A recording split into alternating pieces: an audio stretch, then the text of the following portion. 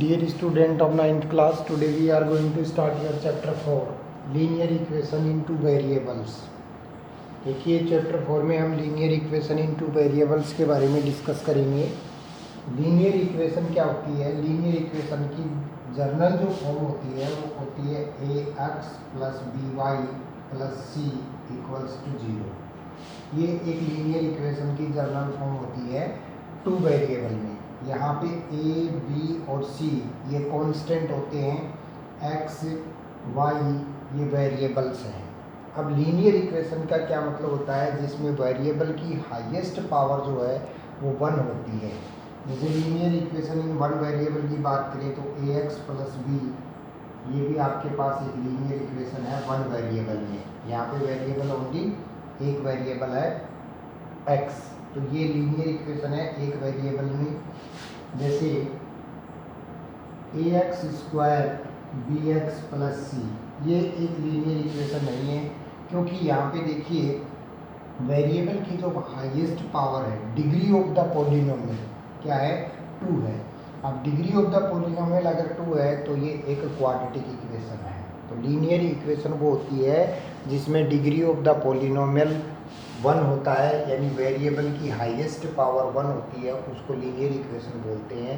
और two variable में यहाँ पे एक वेरिएबल है तो ये एक लीनियर इक्वेशन है. एक वेरिएबल में यहाँ पे दो वेरिएबल हैं x और y, तो ये लीनियर इक्वेशन है टू वेरिएबल में. तो इनको हम लीनियर इक्वेशन बोलते हैं. ये एक लीनियर इक्वेशन की जर्नल फॉर्म होती है.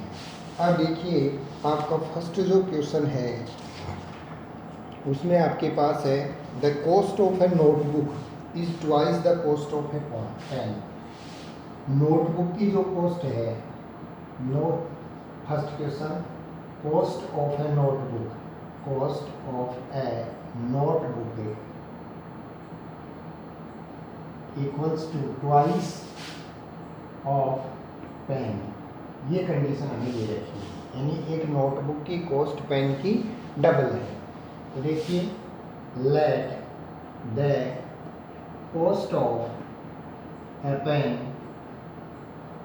B ₹x.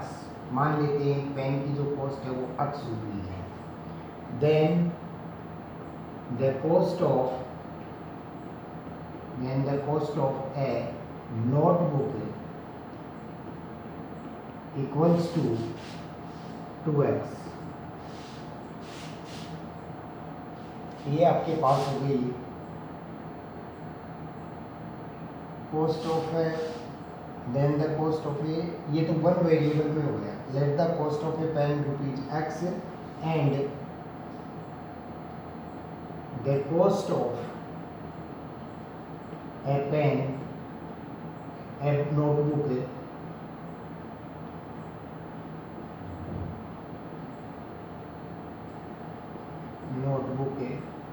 Equals to y. अगर हम पेन की कॉस्ट को x मानते हैं और नोटबुक की कॉस्ट को y मानते हैं तो अकॉर्डिंग टू क्वेश्चन हमारे पास क्या है?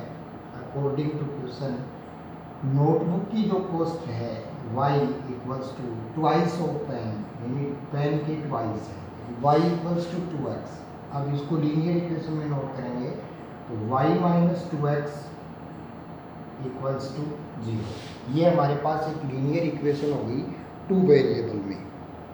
तो y minus 2x equals to 0, इसे लीनियर इक्वेशन होगी. अब देखिए question number second. Question number second में हमारे पास क्या है? Express the following linear equation in the form of ax plus by plus c equals to 0 and indicate the values of a, b and c in each. हमारे पास first जो equation है वो है 2x plus 3y equals to 9.35 और 5 के ऊपर बार. Second जो इक्वेशन हमारे पास है वो है x minus y upon 5 minus 10 equals to 0. ये हमारे पास सेकेंड इक्वेशन है. थर्ड जो इक्वेशन हमारे पास है वो है -2x plus 3y equals to 6. Fourth जो इक्वेशन हमारे पास है वो है x equals to 3y। Fifth equation हमारे पास है 2x minus equals to minus 5y। Sixth जो इक्वेशन हमारे पास है वो है 3x प्लस 2 इक्वल्स टू 0। और सेवन्थ इक्वेशन हमारे पास है y minus 2 equals to 0। Eighth equation हमारे पास है 5 इक्वल्स टू 2x। ये हमारे पास इक्वेशंस हैं। अब इनको हमें ax प्लस बी वाई से कंपेयर करके a b और c की वैल्यू जो है वो नोट करनी है। तो देखिए quadratic linear equation in two variable की जर्नल जो फॉर्म होती है वो होती है ax plus B Y plus c equals to 0। अब जो वेरिएबल नहीं होगा उसकी जगह हम 0 करेंगे। जो कांस्टेंट देखिए यहाँ पे जैसे किसी इक्वेशन का कंपेयर करते हैं 2x प्लस 3y, इसको हम LHS में लेके आते हैं तो माइनस हो जाएगा ये 9.35 के ऊपर बाहर। Then value of a equals to 2, value of b equals to 3 and value of c equals to minus 9.35 के ऊपर बाहर। ये फर्स्ट क्वेश्चन हो जाएगा। सेकेंड इक्वेशन में देखिए x minus y upon 5 minus 10 equals to 0। इसका कंपेयर करते हैं। देन x इक्वल्स टू हमारे पास आएगा 1, y इक्वल्स टू हमारे पास आएगा माइनस 1/5 और a इक्वल्स टू हमारे पास आएगा 1, b इक्वल्स टू हमारे पास आएगा माइनस 1/5 और c की जो वैल्यू हमारे पास है वो माइनस 10 है। c की वैल्यू क्या हुई? माइनस 10। इस तरीके से हमारे पास a की वैल्यू 1 हो गई, b की जो वैल्यू है वो माइनस 1/5 हो गई और c की जो वैल्यू है वो माइनस 10 हो जाएगी। अब देखिए थर्ड इक्वेशन है। थर्ड इक्वेशन में हमारे पास है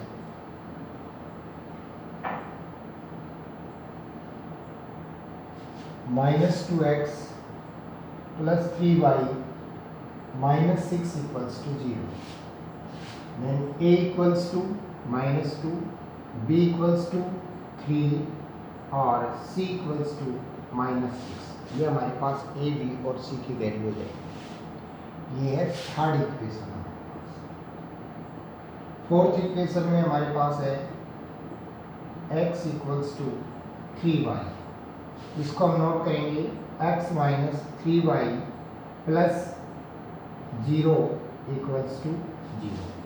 तो यहाँ से a की जो वैल्यू है वो 1 है, वैल्यू ऑफ b माइनस 3 है और value of c equals to हमारे पास हो जाएगी 0। ये हमारे पास वैल्यूज होगी। फिर देखिए फिफ्थ जो इक्वेशन हमारे पास है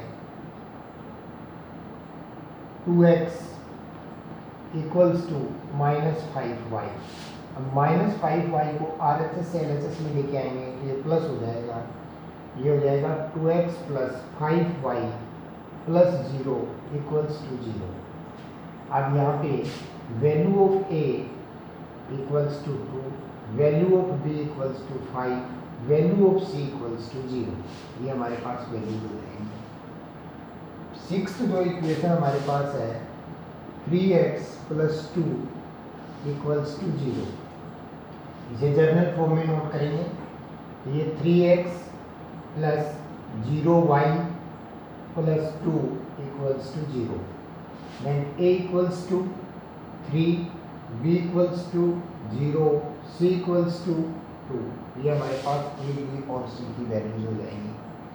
फिर इसी तरीके से देखिए equation number 7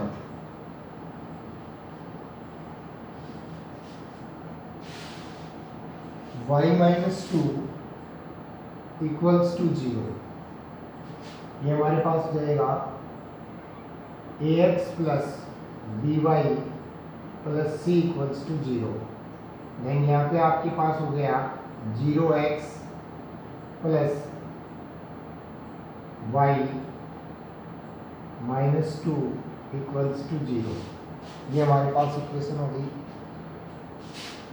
a equals to 0, b equals to 1, c equals to -2।